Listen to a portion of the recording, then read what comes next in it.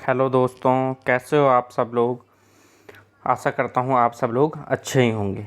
हाजिर हूँ मैं और स्वागत करता हूँ आपका आप ही के अपने चैनल एग्ज़ाम सक्सेस मंत्रा पे।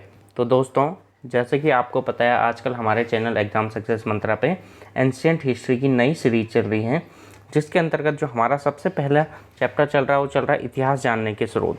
तो इतिहास जानने के स्रोतों में हम काफ़ी कुछ देख चुके हैं, जैसे सर्वप्रथम अभिलेख कहाँ मिले थे, किससे प्रेरित होकर अशोक ने अभिलेख लिखे, फिर हमने अशोक के सारे अभिलेख लिखे। उसके बाद हमने आपके कौन कौन से अभिलेख लिख लिए, हमने गरुड़ स्तंभ लेख देख लिया, जूनागढ़ का अभिलेख देख लिया। आज देखेंगे दोस्तों हम बाकी जो अन्य इम्पोर्टेंट अभिलेख आते हैं हमारे, उसमें सबसे पहला अभिलेख आता है हमारे पास नानाघाट अभिलेख। कौन सा अभिलेख आता है? नानाघाट अभिलेख।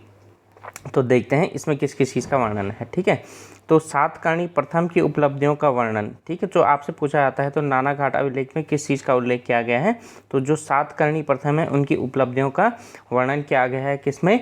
नानाघाट अभिलेख में। अब देखो क्या है, सातकर्णी प्रथम की रानी नागनिका ने यह अभिलेख बनवाए। तो आपसे पूछा जा सकता है कि नानाघाट अभिलेख का निर्माण किसके द्वारा करवाया गया है, तो नानाघाट अभिलेख का निर्माण, ठीक है, जो सातकर्णी प्रथम थी उनकी पत्नी नागनिका के द्वारा करवाया गया है। अब एक और चीज़ जो जानने की यहाँ से, इसे फलक चित्र अभिलेख भी कहा जाता है। तो आपसे ये क्वेश्चन कई बार कॉम्पिटिटिव एग्जाम में पूछा गया है कि जो नानाघाट अभिलेख है, ठीक है, इसको अन्य नाम क्या है, तो उसको क्या कहता है? फलक चित्र अभिलेख भी कहा जाता है। या आपसे इस तरीके से भी पूछा जा सकता है कि निम्न में से किस अभिलेख को फलक चित्र अभिलेख कहा जाता है, तो किसे कहा जाता है? नानाघाट अभिलेख को कहा जाता है। और ये भी अगला जो पॉइंट है ये भी काफ़ी इंपॉर्टेंट है। इसमें पहली बार ब्राह्मणों और बौद्धों को भूमिदान का उल्लेख मिलता है।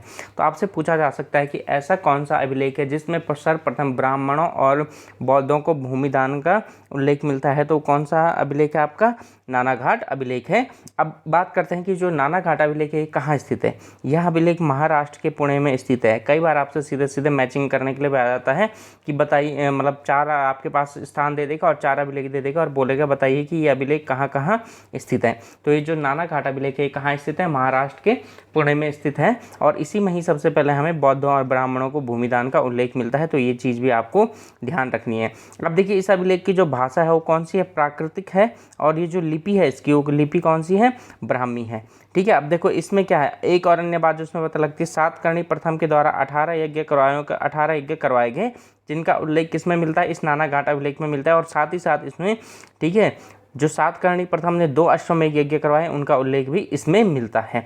तो ये सारी की सारी जो इंपॉर्टेंट बातें थी हमारी किससे संबंधित थी? नानाघाट अभिलेख से संबंधित थी। देखिए आपको मैं फिर से एक बार बता दूं, ठीक है, ये किससे संबंधित? आपसे पूछा जाता है कि जो नानाघाट अभिलेख है इसका संबंध किससे, तो इसका संबंध किससे आपका, ठीक है, इसका संबंध हो गया आपका सातकर्णी प्रथम से। और ठीक है, इसका निर्माण किसने कराया था? सातकर्णी प्रथम की जो रानी थी नागनिका ने करवाया था। ठीक है, इसे चित्रफलक अभिलेख भी कहा जाता है। इसी में सर्वप्रथम बौद्धों और ब्राह्मणों को भूमिदान का उल्लेख मिलता है। अगला क्या है, यह अभिलेख महाराष्ट्र के पुणे में स्थित है।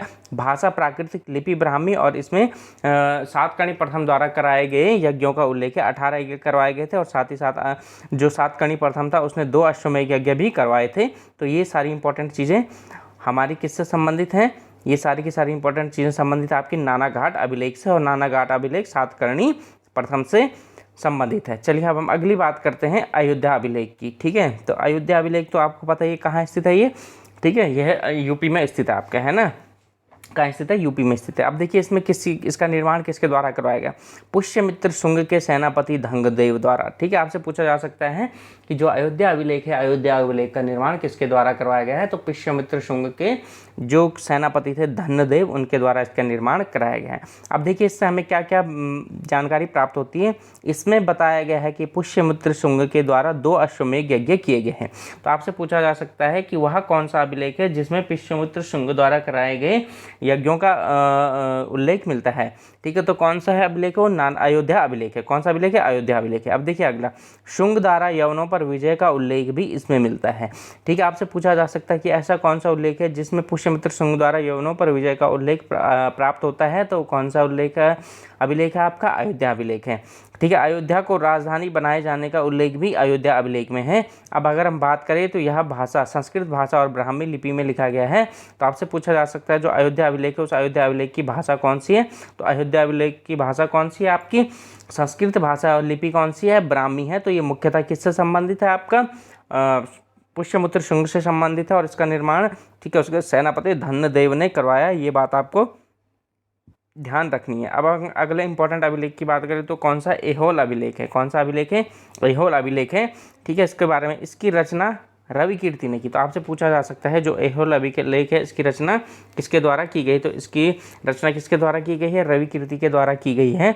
यह पुलकेशिन द्वितीय चालुक्य शासक की हर्षवर्धन पर विजय का वर्णन करता है। तो आपसे ये क्वेश्चन तो कई बार पूछा गया है कि पुलकेशिन द्वितीय और हर्षवर्धन के मध्य हुए युद्ध का वर्णन कौन सा अभिलेख में किया गया, तो कौन सा अभिलेख में किया गया है, ऐहोल अभिलेख में किया गया है। तो ये आपको ध्यान रखना है। यह ऐहोल अभिलेख किससे संबंधित है, तो चालुक्य शासक पुलकेशिन द्वितीय से संबंधित है। अब देखो यह कर्नाटक में ऐहोल की जैन मंदिरों की दीवारों पर है, ठीक है। तो यह अभिलेख कहाँ स्थित है, ऐहोल अभिलेख कर्नाटक में स्थित है और कर्नाटक में जो जैन मंदिर है उसकी दीवारों पर यह अभिलेख लिखा गया है। इसकी भाषा संस्कृत और लिपि क्या है, दक्षिणी ब्राह्मी, या आप सीधे सीधे क्या बोल सकते हो, इसकी जो लिपि है वो ब्राह्मी लिपि है। चलिए अगले अब बात करते हैं। इस अभिलेख से महाभारत युद्ध का वर्णन मिलता है। तो ये भी काफ़ी इंपॉर्टेंट हो जाता है। आपसे पूछा जा सकता है कि कौन से अभिलेख से महाभारत युद्ध का वर्णन मिलता है, तो किस अभिलेख से महाभारत युद्ध का वर्णन मिलता है, ऐहोल अभिलेख से महाभारत युद्ध का वर्णन मिलता है, ठीक है। अब इसमें रवि कीर्ति ने अपनी तुलना महाकवि कालिदास और भारवी से की गई है, ठीक है। जो ऐहोल अभिलेख है इसी में इसकी रचना किसने की थी, रवि कीर्ति ने की थी। तो यहीं पर इसने क्या किया, अपनी तुलना कालिदास और भारवी से भी की है। अब देखिए इसमें शक संवत 78, ठीक है, इसमें शक संवत 78 और कली संवत 3112 यानी 3102 का उल्लेख किया गया है। तो आपसे पूछा जा सकता है कि शक संवत का उल्लेख कौन सा अभिलेख में देखने को मिलता है, तो कौन सा अभिलेख में देखने को मिलता है, ऐहोल अभिलेख में देखने को मिलता है। और जो हमारे पास अन्य इंपॉर्टेंट अभिलेख है वो कौन सा है, हमारे पास ऐरण अभिलेख है। तो देख लेते हैं इस ऐरण अभिलेख के बारे में भी, उसके बाद जो अन्य चीज़ें होंगी उनका अध्ययन आगे किया जाएगा। चलिए देखिए, तो ऐरण अभिलेख भारत की में सती प्रथा का प्रथम अभिलेख या साक्ष्य है, ठीक है। तो ये क्या है, जो ऐरण अभिलेख है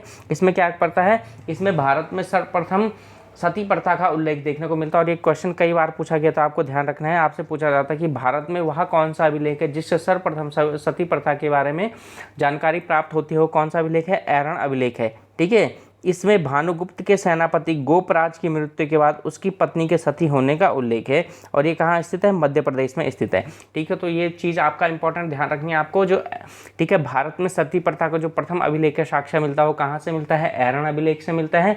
और जो कौन थे, भानुगुप्त का सेनापति था जो गोपराज, जब उसकी मृत्यु हो जाती है तो उसके बाद उसकी पत्नी के सती होने का उल्लेख मिलता है और ये कहाँ स्थित है, मध्य प्रदेश में स्थित है। देखिए दोस्तों, अगर मैं आपको बताऊँ जो ऐरण अभिलेख है ना, ये ऐरण अभिलेख बहुत सारे भागों में बटा है ना। जब हम गुप्त शासक पढ़ेंगे तो हम गुप्त शासकों के समय डिटेल में देखेंगे। ऐरण में ही हमें एक वृहद वराह की मूर्ति के ऊपर भी कुछ लेख देखने को मिलते हैं, जिसे हम क्या कहते हैं, वराह अभिलेख कहते हैं।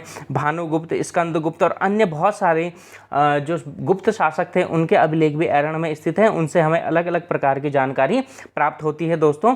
तो आप ऐरण अभिलेख को ये ना समझे कि हमने यहीं पर निपटा दिया। जब हम गुप्त शासकों को देखेंगे तो वहाँ पर हम ऐरण अभिलेखों के बारे में और डिटेल में पढ़ेंगे, क्योंकि ये जो ऐरण अभिलेख है, जैसे मैंने बताया कि केवल एक दीवार या एक खंबे पे लिखा गया नहीं है, बल्कि यहाँ पर जितने भी गुप्त शासक हुए हैं तो उनके अलग अलग अभिलेख उपस्थित है। वराह अभिलेख है, स्कंदगुप्त का है, भानुगुप्त का है। इस तरीके से अनेक गुप्त शासकों के यहाँ पर बहुत सारे अभिलेख हमें देखने को मिलते हैं। तो जब हम गुप्त शासकों को देखेंगे दोस्तों, तो वहाँ पर हम क्या देखेंगे, जो ऐरण अभिलेख को हम डिटेल में देखेंगे। जब हम करेंगे गुप्त शासकों का अध्ययन करेंगे तो आप ये ना सोचिए कि सर ने बस निपटा दिया। अभी हम क्या देख रहे हैं, इतिहास जानने के स्रोत देख रहे हैं और उनसे जो हमें इंपॉर्टेंट जानकारी प्राप्त होती है उन चीज़ों का अध्ययन हमारे द्वारा किया जा रहा है। तो फिलहाल जो इंपॉर्टेंट अभिलेख थे जो हमारे लिए ज़रूरी थे तो उनका अध्ययन हमने कर लिया है। जो हमारे सिलेबस के अकॉर्डिंग, जो हमारे एग्जाम में अधिकतर पूछे जाते हैं उनको हमने दोस्तों देख लिया है। अब हम करेंगे इसके बाद जो हमारे क्या आते हैं, ठीक है, इतिहास जानने के स्रोत में अन्य चीज़ आती है, जैसे सिक्कों का अध्ययन आता है, सिक्कों के बारे में देखेंगे, ठीक है, पुरानी पुस्तकों के बारे में देखेंगे। इसके बाद दोस्तों हम इन चीज़ों का अध्ययन करेंगे। तो जो तो अभिलेख वगैरह थे, मतलब जो इस तरीके के लिखित रूप में मिलते थे, उनका अध्ययन तो हमने कर लिया है। अब हम देखेंगे सिक्के वगैरह का अध्ययन करेंगे, जिनको हम पैलियोग्राफी वगैरह कहते हैं या बाकी चीज़ें कहते हैं।